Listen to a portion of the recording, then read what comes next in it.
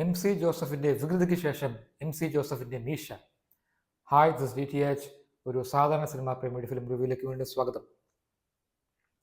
ഇതിൽ അഭിനയിക്കുന്നത് കഥിർ, സുധി കൊപ്പ, ഹക്കീം എന്നിവരാണ്. സ്ത്രീ കഥാപാത്രങ്ങൾ ഓൾമോസ്റ്റ് ഇല്ല എന്ന് തന്നെ പറയാം. ഇവരെ കൂടാതെ ജിയോ ബേബി വളരെ പ്രധാനപ്പെട്ട ഒരു കഥാപാത്രവും ചെയ്യുന്നുണ്ട്. ജിയോ ബേബി കലക്കിയിട്ടുണ്ട്. ജിയോ ബേബിയും ഖദറും സുധി കൊപ്പയും വളരെ നല്ലപോലെ അഭിനയിച്ചിട്ടുണ്ട്. ഇതിലൊരു വീക്ക് ലിങ്കായിട്ട് തോന്നിയത് ഹക്കീമാണ്. എന്തുകൊണ്ടോ പുള്ളിക്ക് ക്യാരക്ടറിനോട് നീതി പുലർത്താൻ പറ്റാത്ത രീതിയിലാണ് ഈ പടം പോയതെന്ന് എനിക്ക് തോന്നി. ആദ്യം മുതൽ അവസാനം വരെയും പുള്ളിയുടെ ഒരു അഭിനയവും ഒന്നും ആ ഒരു സിനിമയോടും കഥാപാത്രത്തിനോടും യോജിച്ച രീതിയിലായിട്ട് എനിക്ക് അനുഭവപ്പെട്ടില്ല. ഇതിൻ്റെ ബാക്ക്ഗ്രൗണ്ട് സ്കോർ ചെയ്തിരിക്കുന്നത് സൂരജ് കുറുപ്പാണ്.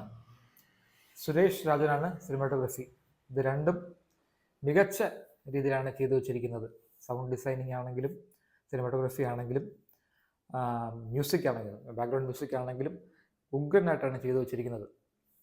ഞാൻ ഷൈൻ ടോം ചാക്കോയുടെ പേര് പറഞ്ഞില്ലേ. ഷൈൻ ടോം ചാക്കോയും ഇതിലുണ്ട്.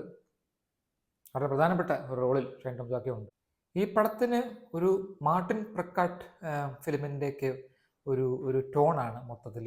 അങ്ങനെ എനിക്ക് തോന്നി. നിങ്ങൾക്ക് അങ്ങനെ തോന്നിയെങ്കിൽ പറയൂ, തോന്നിയില്ലെങ്കിലും പറയൂ. ഇതൊരു കാട്ടിൽ നടക്കുന്ന കഥയാണ്. 90% കഥയും അല്ലെങ്കിൽ 70% കഥയും കാട്ടിലാണ് നടക്കുന്നത്. ആ രംഗങ്ങൾ നല്ലോണം ചെയ്തു വെച്ചിട്ടുണ്ട്. VFX വലിയ കുഴപ്പമില്ല. ആനിമൽസൊക്കെ വരുന്ന ഷോർട്സൊക്കെ നല്ലോണം ചെയ്തിട്ടുണ്ട്.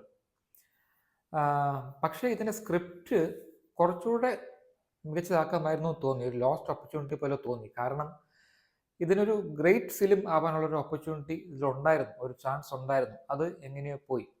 ഫസ്റ്റ് ഹാഫ് സെക്കൻഡ് ഹാഫിനേക്കാൾ വളരെ മികച്ചതായിരുന്നു.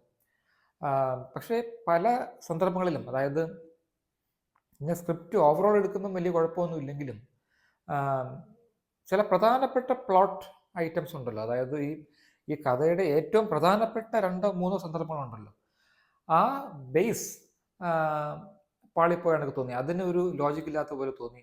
അത് മാത്രമല്ല, ആ കഥയുമായിട്ടും കഥാപാത്രങ്ങളുമായിട്ടും യോജിക്കാത്ത ഏറ്റവും പ്രധാനപ്പെട്ട 2-3 മൊമെന്റ്സ് ഉണ്ട്. അത് ഒരിക്കലും അങ്ങനെ സംഭവിക്കാൻ സാധ്യതയില്ല. ഞാൻ കഥയെ ചോദ്യം ചെയ്യുവാണോ എന്ന് ചോദിച്ചാൽ, ഈ കഥയ്ക്കുള്ളിൽ നിന്നുകൊണ്ട് തന്നെ ഈ കഥയിൽ കാണുന്ന കാര്യങ്ങൾ വെച്ചും കഥയിൽ കാണുന്ന കഥാപാത്രങ്ങളുടെ സ്വഭാവം വെച്ചും അവരുടെ എക്സ്പെർട്ടീസ് വെച്ചും ഇതൊന്നും സംഭവിക്കാൻ വഴിയില്ല എന്നൊരു തോന്നൽ എനിക്കുണ്ടായി.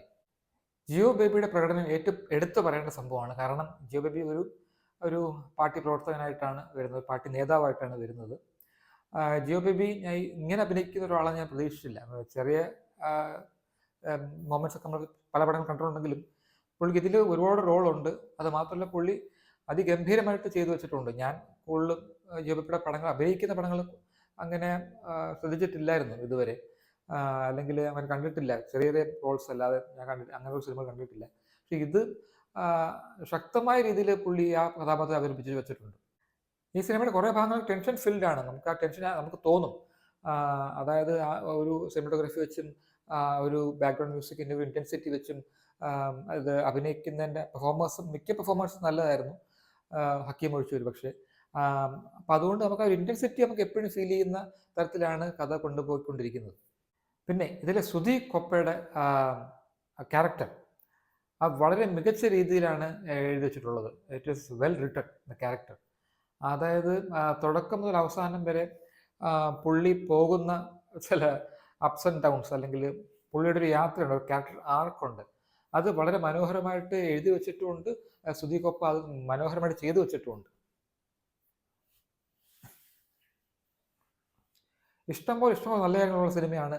പക്ഷേ എന്തുകൊണ്ടോ നമ്മൾ സിനിമ കണ്ടിറങ്ങുമ്പോൾ സാറ്റിസ്ഫാക്ഷൻ കിട്ടാത്ത രീതിയിലാണ് നമ്മൾ ഇറങ്ങുന്നത്. അതുകൊണ്ട് മാത്രം 3 stars out of 5 for Misha. Thanks for watching.